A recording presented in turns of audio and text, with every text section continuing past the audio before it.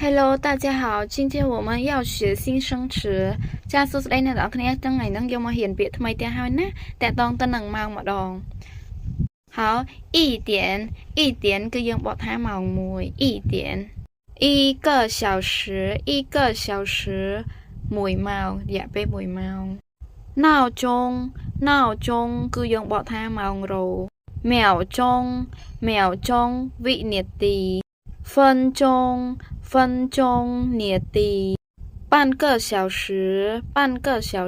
យើងបកថាកន្លះម៉ោង小时ម៉ោង半个小时ទៅជាកន្លះម៉ោង1:05ម៉ោង1 5នាទី